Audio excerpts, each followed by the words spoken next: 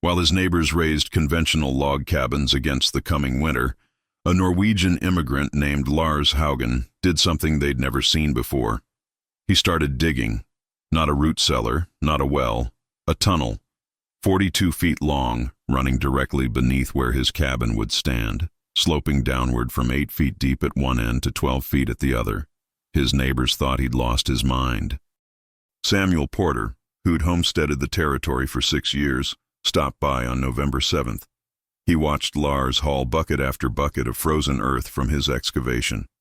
"You're wasting 3 weeks of good working weather digging a hole," Porter said, shaking his head. "Winter's coming, Haugen. You need walls and a roof, not a damn tunnel to nowhere." Martin Creek, another established homesteader, was even more direct. He told his wife that evening, within Lars's earshot, "That Norwegian's gonna freeze to death in a hole he dug himself. Mark my words." Creek had built 4 cabins across Montana and considered himself an authority on frontier construction. By mid-November, Lars had completed his tunnel excavation and started building his cabin directly above it. Thomas Whitmore, a Canadian-born carpenter with 12 years of Montana winters behind him, examined the work on November 18th. "I've seen green settlers make mistakes," Whitmore said, "but digging a tunnel before you've got shelter? That's not ignorance, that's madness." He pointed at the open pit. "That hole's gonna fill with groundwater, freeze solid, and crack your foundation. You'll be tearing this all down come spring." The fourth critic, Elizabeth Morgan, ran the settlement's general store. She'd seen dozens of families come and go, and she knew what separated survivors from casualties. On November 22nd, she warned Lars's wife, Ingrid, "Your husband's pride is going to kill someone. My own brother tried something clever his first winter. We buried him in March." Her words weren't cruel. They came from genuine concern born of hard experience. But Lars kept digging, kept building, kept working with a quiet determination that his neighbors interpreted as stubbornness. What did this Norwegian immigrant understand about Montana winters that men with a decade of experience had completely missed? Before we reveal exactly what Lars built beneath his cabin and why it worked when the temperature dropped to 35 below zero, hit that like button, subscribe, and drop a comment telling me where you're watching from. The specifics of Lars's construction made his neighbors even more certain he'd made a fatal error. After completing the tunnel excavation, he didn't just cover it over. Instead, he installed 2 vertical shafts. The first shaft, positioned at the shallow end of the tunnel, descended 8 feet from ground level and connected to a small antechamber. The second shaft, at the tunnel's deep end, dropped 12 feet and opened into the main cabin space through the floor. Each shaft measured exactly 24 inches in diameter, lined with stones mortared together to prevent collapse. Porter examined this arrangement on November 25th and couldn't hide his contempt. "You've got 2 holes in your floor," he said flatly. "Every degree of heat your stove produces is going to drop straight down into frozen ground. You might as well burn your firewood in the yard." He'd calculated that Lars would need at least 3 cords of wood per month to compensate for the heat loss, maybe 4. In Porter's experience, a well-chinked single-wall cabin needed 1.5 cords monthly. "You've built yourself a chimney that pulls heat down instead of up," he concluded. Creek visited on December 1st after the first significant snowfall. He noted that Lars had constructed his cabin walls with double log construction, which seemed sensible, but those 2 open shafts in the floor worried him. "I get what you're trying," Creek said, attempting to find logic in the design. "Maybe you think warm air will circulate through that tunnel and come back up. But Lars, ground at 10 feet down is maybe 40 degrees. You're pumping 70-degree cabin air into a 40-degree hole. That's 30 degrees lost forever. Physics don't care about clever ideas." Whitmore returned on December 8th with another concern. "The moisture," he said, pointing at the shafts. "You've connected your living space directly to underground earth. Every breath you take, every pot you boil, that moisture's gonna condense down there. By January, you'll have ice buildup, then mold, then your family gets lung fever." He'd seen it happen. In 1878, a family near Fort Benton had tried an experimental ventilation system. 2 children died of pneumonia that winter. Even Ingrid expressed doubt. On December 12th, as Lars sealed the final gaps around the shaft openings, she asked quietly, "Are you certain?" He didn't answer with words. He just kept working, positioning a simple wooden grate over the lower shaft, installing a hinged cover on the upper shaft that could be opened or closed. The settlement talk grew harsher as December progressed. At the general store on December 15th, Morgan overheard 3 men discussing Lars's cabin. One called it that Norwegian's suicide hole. Another said his children shouldn't play near it because crazy's catching. Morgan didn't defend Lars. She'd learned to stay neutral when settlers made dangerous choices. What Lars understood, and what his experienced critics had never considered, was the thermal battery buried beneath every piece of ground they walked on. At 8 to 12 feet below the surface, soil temperature remains nearly constant year-round, regardless of surface conditions. In Montana, that constant temperature hovers around 45 to 50 degrees Fahrenheit. While this seems cold by human comfort standards, it represents something his neighbors completely missed: a massive reservoir of stable thermal energy. The Earth itself is a heat sink of extraordinary capacity. Every cubic foot of soil at that depth holds thermal mass equivalent to approximately 140 pounds of material, with a specific heat capacity of about 0.2 BTU per pound per degree Fahrenheit. Lars's 42-foot tunnel, averaging 10 feet deep with walls exposed on all sides, interfaced with roughly 1,500 cubic feet of earth. This represented roughly 210,000 pounds of soil maintaining a constant temperature. To understand the scale of this thermal mass, consider that water, the standard reference for heat capacity, holds 1.0 BTU per pound per degree Fahrenheit. Lars's earth contact zone, while less efficient per pound than water, compensated through sheer mass. Those 210,000 pounds of soil, maintaining 47 degrees, provided thermal stability equivalent to roughly 42,000 pounds of water. This massive battery could absorb heat during cabin warming and release it during cabin cooling without significant temperature change. Traditional cabin construction treated winter as a battle: heated interior air versus frigid exterior air, separated only by log walls. A well-built single-wall cabin might have an R value of 8 to 10, meaning heat escaped proportionally to the temperature differential. When outside air hit -35 and inside air reached 70, the temperature differential exceeded 100 degrees. Every crack, every gap, every imperfect chink became a bleeding wound of heat loss. Porter's cabin, built to experienced standards, consumed approximately 1.5 cords of wood monthly in moderate cold. Each cord of seasoned pine provided roughly 20 million BTUs of energy. That meant Porter burned 30 million BTUs monthly to maintain comfort. But in extreme cold, when temperature differentials doubled, his consumption would triple or quadruple. The mathematics were brutal and simple. Lars's tunnel system operated on completely different principles. As cabin air warmed from the stove, it rose naturally toward the ceiling. But Lars had positioned his upper shaft opening near the ceiling level. Warm air, being less dense, flowed down this shaft. Not because of falling, but because cooler, denser air from the tunnel displaced it in a continuous cycle. This warm air, typically around 65 to 70 degrees, entered the tunnel at the shallow end. Here's where ancestral knowledge intersected with physics. Korean ondol systems, used for centuries, heated floors by circulating hot air through channels beneath living spaces. Plains Indian tribes built earth lodges partially underground, utilizing soil's thermal mass for both summer cooling and winter warming.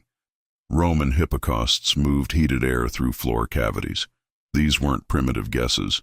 They were refined technologies based on empirical observation. As Lars's warm cabin air entered the 45-degree tunnel, heat transferred to the surrounding earth. The air cooled, becoming denser and heavier. It flowed downward through the sloped tunnel, giving up thermal energy to thousands of pounds of soil. By the time this air reached the deep end of the tunnel, it had cooled to approximately 52 degrees. Warmer than it entered because the earth had been gradually absorbing heat for weeks, warming the soil mass. This 52-degree air then rose through the lower shaft back into the cabin. Not freezing air, not outside air, pre-warmed air that required far less energy to bring to comfortable temperature. The stove didn't fight 35 below zero. It fought 52 degrees. The differential dropped from over 100 degrees to merely 18 degrees. The critics were partially right about heat loss into the ground. Lars did lose heat downward. But they'd failed to understand that this loss wasn't waste, it was storage. Every BTU that entered the tunnel warmed the surrounding soil. That soil, with its enormous thermal mass, held that heat and released it gradually. The tunnel wasn't a hole in the floor bleeding heat into infinity. It was a thermal battery, charging slowly and discharging constantly. Lars had calculated the system during his second winter in a Minnesota sod house, where he'd noticed that underground spaces maintained surprising warmth. His grandfather in Norway had told him about root cellars that never froze, even when surface temperatures dropped to 40 below. The principle was ancient. Lars just applied it systematically to cabin heating. The exact construction sequence mattered enormously. Lars had dug the tunnel in early November, allowing it to stabilize at Earth temperature before winter intensified. He'd lined the walls with loose stone, not for structural support, but for thermal mass enhancement. Stone holds approximately 0.99 BTU per pound per degree Fahrenheit. The 2,000 pounds of stone in his tunnel walls added thermal storage capacity. He'd sloped the tunnel precisely to encourage natural convection flow, tested with smoke from pitch fires before winter arrived. His neighbors saw crazy experimentation. Lars saw calculated engineering based on principles his ancestors had refined through generations. The tunnel was 42 feet long because that distance provided sufficient earth contact for meaningful heat exchange. The 8-foot to 12-foot depth range kept the tunnel below the frost line while maintaining strong connection to Earth's constant temperature zone. The 24-inch shaft diameter allowed adequate airflow without excessive velocity that might cool the air too quickly. December 19, 1883. The temperature dropped, not gradually, not with warning. A Canadian cold front slammed into Montana territory with the violence of a physical assault. By December 20th, the thermometer at Morgan's store read -18. By December 21st, -27. On December 22nd, as families gathered what they hoped was enough firewood, the mercury dropped to -35 degrees Fahrenheit. This wasn't ordinary Montana cold. This was survival cold, the kind that killed livestock in their barns, froze water inside cabins, turned human breath to ice crystals instantly. Porter's family burned through a cord of wood in 4 days. His cabin, so carefully constructed according to proven methods, couldn't hold heat. The single wall logs, chinked with moss and mud, developed gaps as the wood contracted. Cold air infiltrated like water through a sieve. By December 24th, Porter's family huddled within 5 feet of their stove. The interior cabin temperature, measured at chest height and 5 feet from the stove, registered 42 degrees. Near the walls, 31 degrees. Their water bucket, positioned 8 feet from the fire, developed a skin of ice each night. Porter burned wood continuously, feeding the stove every 45 minutes through the night. His wife wrapped their 2 children in every blanket they owned. The youngest, 4-year-old Sarah, developed a cough that rattled deep in her chest. Creek's situation grew desperate even faster. His cabin, older and less tightly constructed, bled heat through 100 invisible gaps. On the night of December 24th, with the exterior temperature at -33, his interior temperature dropped to 38 degrees despite a roaring fire. His family wore their outdoor clothing inside. His wife Martha placed hot stones in the children's bed, wrapping them in wool. The stones stayed warm for maybe an hour. Then the cold returned. Whitmore, the experienced carpenter who'd warned Lars most severely, fared slightly better due to superior construction. But even his cabin, built with double-wall log construction and careful chinking, struggled. Interior temperature held at 54 degrees with continuous fire management. His wood consumption quadrupled. He calculated grimly that his supply, meant to last until March, wouldn't make it to February at this rate. Every trip to the woodpile, 30 yards from his door, risked frostbite. The cold bit through wool coats in seconds. Elizabeth Morgan, practical and experienced, converted her general store's back room into living quarters. The store's central location and double-wall construction offered better protection than her separate cabin. But even there, with a commercial stove and thick walls, the temperature barely reached 58 degrees. She knew that if this cold persisted another week, the settlement would face real casualties. Sarah Porter's cough worried her. 2 winters prior, pneumonia had killed 3 children during a cold snap that had barely reached -20. Jacob and Mary Henderson faced perhaps the worst situation. Their cabin, built hastily the previous fall, leaked heat through inadequate chinking. On December 25th, with exterior temperatures at -36, their interior dropped to 34 degrees. Jacob burned wood so fast he exhausted his accessible supply by December 26th. His main woodpile, 70 yards from the cabin behind a snowdrift, might as well have been in Canada. He made 2 trips on December 26th, hauling 40 pounds of wood each time. On the second trip, his left ear developed frostbite. By evening, the ear had turned black at the tip. Mary, terrified of gangrene, wrapped it in cloth soaked in lukewarm water. Jacob's ear would eventually heal, but he'd lose a 1/4 inch of tissue at the top. December 26th brought no relief. -37 degrees. Trees in the forest cracked like gunshots as sap froze and expanded. Creek's oldest son, Daniel, 16 years old, made a run to their woodpile and returned with his left hand numb. The fingers turned white, then red, then began to blister. Martha Creek recognized frostbite immediately. She immersed the hand in lukewarm water, knowing that Daniel had come within minutes of permanent damage. That same day, Samuel Porter made a decision born of desperation. He'd heard that Lars Haugen's cabin showed smoke from only moderate fires, not the continuous roaring blazes every other family maintained. Swallowing his pride and wrapping himself in every warm garment he owned, Porter trudged through knee-deep snow to the Norwegian's door. The journey itself was treacherous. The 1/4-mile walk took Porter 23 minutes, his face wrapped in wool scarves that stiffened with frozen breath. His fingers ached inside double-layered gloves. When he knocked on Lars's door, ice crystals from his breath had formed a crust on his scarf that cracked audibly in the cold air. Lars answered within seconds, and Porter felt something that shocked him more than the cold outside. Warmth, actual warmth, radiating from the open door like summer sun. He stepped inside without invitation, driven by simple disbelief. The interior temperature, he could feel it immediately, was drastically different from his own cabin. No huddle around the stove. Ingrid sat at a table 10 feet from the fire, working on needlework without gloves.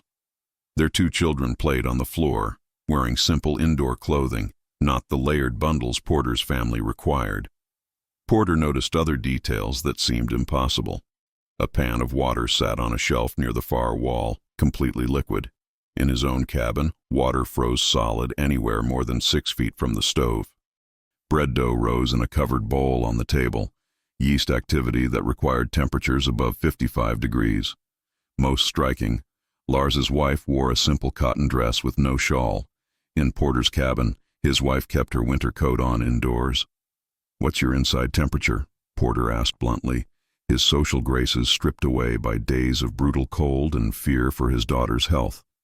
Lars checked a thermometer hanging on the far wall, away from direct stove heat. 64 degrees, he said quietly. Porter stared. His cabin, burning 3 times the wood, barely held 42. "How?" he demanded. Then he noticed the grate in the floor, felt the subtle air movement rising from it. "The tunnel," he said, understanding crashing over him. "It's actually working." Lars nodded. He walked to the upper shaft and opened the hinged cover. "Feel this," he said. Porter put his hand over the opening and felt warm air flowing downward. Then Lars led him to the lower shaft grate. Rising air, noticeably warm to the touch, flowed upward continuously. "The earth below is 47 degrees, Lars explained. "It doesn't change. Not in winter. Not in summer. My stove heats this air," he gestured around the cabin, "and warm air flows down this shaft. It travels through the tunnel, gives heat to the earth, and comes back here at about 53 degrees. I'm not heating air from -37 to 64. I'm heating air from 53 to 64, 11 degrees, not 100. Porter did the mathematics in his head. The fuel savings would be enormous, but more than savings, survival. His youngest daughter, Sarah, needed warmth that his cabin couldn't provide. "Can you help me?" he asked. the question costing him every bit of pride he'd built over 6 Montana winters. "Can you help me build this?" Before we continue with how Lars's system saved multiple families that winter and the exact measurements that proved his critics completely wrong, hit that like button and comment below telling me what historical building technique you want me to investigate next. Lars explained that retrofitting existing cabins would be nearly impossible with frozen ground, but he offered an immediate solution. "Bring Sarah here," he said. "Your family too, if needed. We have space." Porter accepted for Sarah, at least. Keeping a sick child warm was more important than pride. December 27th, minus 38 degrees. Sarah Porter arrived at Lars's cabin wrapped in blankets, her cough worsening. Ingrid prepared a pallet near the stove, but not directly beside it. In the stable, 64-degree temperature, even a corner of the cabin provided adequate warmth. Within hours, Sarah's breathing eased slightly. The constant cold stress that had suppressed her body's healing capacity began to lift. Creek heard about Porter's decision and visited on December 28th. He found Sarah sleeping peacefully, color returning to her face. He measured the cabin temperature himself, not trusting second-hand reports. 66 degrees, with only a moderate fire burning. His own cabin had dropped to 36 degrees that morning, despite burning wood continuously. His son Daniel's frostbitten hand had developed infection around the blisters. Martha had asked whether they should make the dangerous trek to Fort Benton for a doctor. "Bring Daniel here," Lars said immediately. "Warm, stable temperature will help healing." Creek, who'd called the tunnel a hole that'll kill someone, brought his son that afternoon. He also brought his thermometer, determined to document what he was seeing. Over the next 6 days, he recorded temperatures in Lars's cabin every 4 hours. The readings were remarkably consistent, 63 to 67 degrees, with wood consumption that Creek estimated at 40% of what his own cabin required. Whitmore arrived on January 2, 1884, drawn by reports from Porter and Creek. As a carpenter, he needed to understand the structural details. Lars walked him through the entire system. The tunnel dimensions: 42 feet long, 5 feet wide, 6 feet high, sloped from 8 feet deep to 12 feet deep. The shaft sizes: 24 inches in diameter. The stone lining, loose laid for thermal mass. The airflow pattern: warm air down the upper shaft, cooled air up the lower shaft, continuous circulation driven purely by thermal convection. "I was wrong," Whitmore said plainly. "I thought you were losing heat into dead ground, but you're storing it. The Earth's a battery." He examined the shaft construction, noted the careful stone mortaring that prevented collapse while allowing moisture drainage. "This works. This actually works." Lars demonstrated the system's operation for Whitmore with empirical measurements. He placed a thermometer at the upper shaft opening, 71 degrees, measuring the warm cabin air flowing downward. At the lower shaft opening, 54 degrees, measuring the pre-warmed air returning from the tunnel. The differential was only 17 degrees, proof that the tunnel wasn't bleeding heat into infinity, but rather maintaining a closed thermal loop with the Earth. Whitmore descended into the tunnel itself through a maintenance access Lars had built. Standing at the tunnel's deep end, 12 feet below the frozen surface, he measured 50 degrees. The stone walls felt cool but not cold. He placed his bare hand against the earth beyond the stone and felt the constant temperature that made the system work. Above ground, it was minus 31. Down here, stable and protected, it was 50 degrees. The contrast was profound and undeniable. Elizabeth Morgan, practical as always, wanted quantitative data. On January 5th, she brought a notebook and spent a full day documenting temperatures and fuel consumption at multiple cabins. Her findings were damning for traditional construction. Porter's cabin. Interior temperature averaged 41 degrees with continuous fire management. Wood consumption: 1 cord per 5 days. Occupants required layered indoor clothing. Creek's cabin. Interior temperature averaged 39 degrees. Wood consumption: 1 cord per 4 days. Family members reported constant cold stress. Whitmore's cabin. Interior temperature averaged 54 degrees with excellent construction. Wood consumption: 1 cord per 6 days. Still required significant layering and heated stones for beds. Lars's cabin. Interior temperature averaged 65 degrees. Wood consumption, 1 cord per 14 days. Occupants wore normal indoor clothing. No supplemental heating required for sleeping. The mathematics were irrefutable. Lars consumed less than 1/3 the wood of even the best traditional construction, while maintaining temperatures 20 to 25 degrees higher. In a Montana winter where wood supply meant survival, this efficiency translated directly to life and death. Morgan published these findings in a letter she sent to the territorial newspaper in Helena. She wrote, "We have witnessed an innovation that challenges every assumption about frontier construction." A Norwegian homesteader, ridiculed for his unconventional approach, has demonstrated empirically that earth coupling can reduce heating requirements by 65% while improving comfort substantially. By mid-January, 17 families had approached Lars requesting detailed specifications. He provided them freely, drawing careful diagrams and explaining the critical factors. Tunnel depth must exceed frost line. Tunnel length must allow sufficient earth contact. Shaft sizing must balance airflow with thermal exchange. Slope must encourage natural convection. Thomas Whitmore, perhaps feeling guilt for his earlier harsh criticism, became Lars's most effective advocate. He helped 3 families plan tunnel systems for construction once ground thawed. He calculated that each family would save approximately 4 to 5 cords of wood per winter, representing roughly $60 to $75 in labor and resource savings. In 1884, Montana, where cash money was scarce and labor was life, this was transformative. Porter built his tunnel system in April 1884, as soon as ground conditions permitted. He followed Lars's specifications exactly. 42 feet long, sloped from 8 to 12 feet deep, 24-inch diameter shafts positioned as Lars had instructed. His tunnel required 18 days of hard labor and approximately $200 in stone and timber materials. The investment seemed enormous until the following winter. Winter 1884 to 85 brought another severe cold snap. December temperatures dropped to -28 for 5 consecutive days. Porter's new tunnel-coupled cabin maintained 62 to 66 degrees with minimal fire management.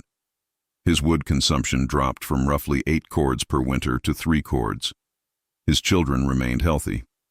Sarah, who'd nearly died the previous winter, played comfortably throughout the coldest weather. Creek built his system in May 1884 with Whitmore's assistance. He innovated slightly, installing a simple damper system that allowed him to control airflow through the tunnel. In extreme cold, he opened the dampers fully, maximizing earth heat contribution. In moderate weather, he partially closed them, reducing circulation. His modifications demonstrated that the basic principle could be refined and customized. By 1885, 43 cabins in the Bozeman Creek area incorporated tunnel systems based on Lars's design. Some varied the dimensions based on cabin size. Others experimented with multiple tunnels. A few added stone-lined chambers at the tunnel's deep end, increasing thermal mass contact.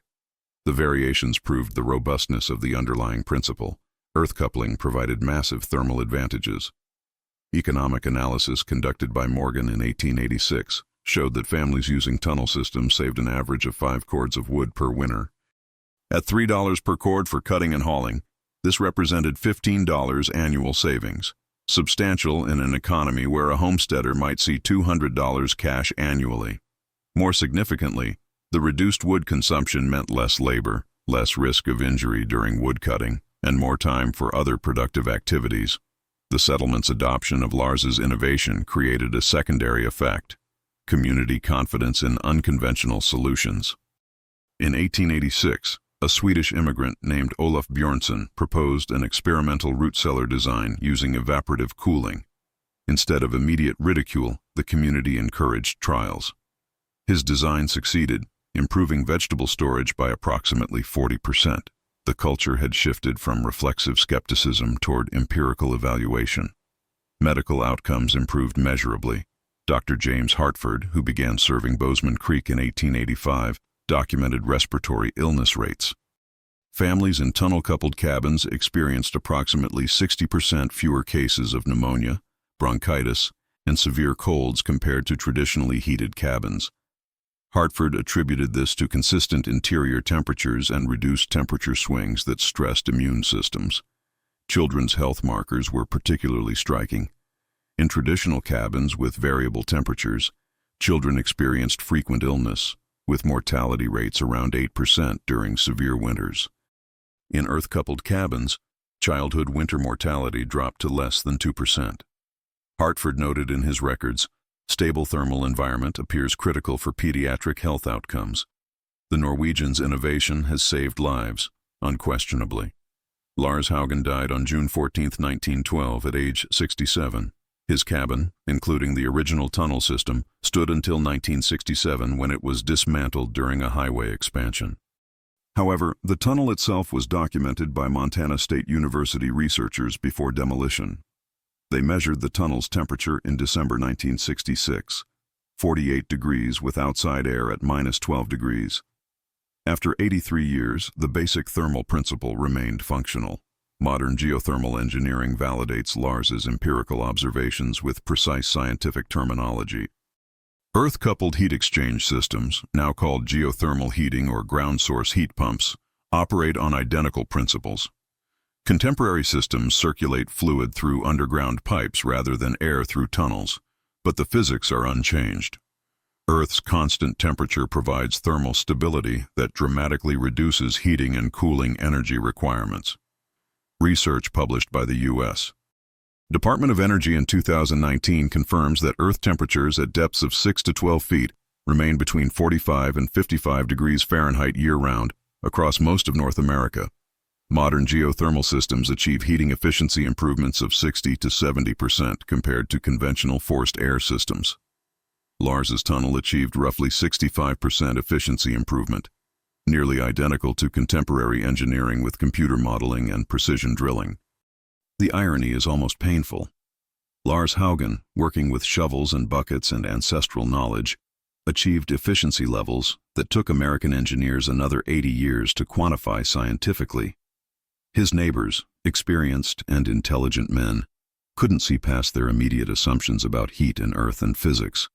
They weren't stupid, they were prisoners of conventional wisdom, unable to imagine that a Norwegian immigrant with a shovel might understand something they'd missed. This near loss of traditional knowledge repeats across cultures and centuries. Korean ondol heating, proven effective for over 1,000 years, was dismissed by Western observers as primitive until scientific analysis confirmed its sophisticated thermal efficiency. Plains Indian earth lodges, photographed and documented by anthropologists as curiosity, weren't recognized as advanced climate control structures until architectural researchers modeled their thermal performance in the 1970s. Roman hippocausts, visible in archaeological sites across Europe, were treated as historical oddities until energy-conscious architects began copying their principles in the 1980s. The pattern is consistent and troubling. Traditional builders, working without formal education or engineering degrees, developed solutions through generations of empirical observation. These solutions worked. They saved fuel. They improved comfort. They prevented illness and death. But because they came from immigrants, from indigenous peoples, from ancestors without scientific credentials, they were dismissed. Lars Haugen's tunnel wasn't magic. It was applied physics, learned from observation and validated through measurement. His neighbor's initial skepticism wasn't unreasonable. Underground construction does carry risks. But their refusal to consider empirical evidence, their attachment to conventional methods despite poor performance, nearly cost lives. The lesson isn't about tunnel heating specifically. It's about humility in the face of traditional knowledge. It's about distinguishing between inherited wisdom and inherited assumption. It's about measuring outcomes rather than defending methods. Most critically, it's about recognizing that the person with the most experience might not have the best solution, and the newcomer with the strange idea might understand something profound that experience has blinded others to. Contemporary residential construction has rediscovered these principles through expensive research and engineering. Passive house standards emphasize thermal mass, earth contact, and reduced temperature differentials. Modern green building incorporates ground source heat pumps as premium efficiency features. Architecture students study earth-sheltered design as cutting-edge sustainability. They're learning what Lars Haugen knew in 1883. Give this video a like, hit subscribe, and drop a comment telling me what other historical building techniques you want me to investigate. Next time, we're diving into a Scottish stonemason in Pennsylvania who built a fireplace in 1879 that his neighbors called a chimney to hell until it heated 3 rooms with 1 log. You won't believe how simple the principle is and why we completely forgot it.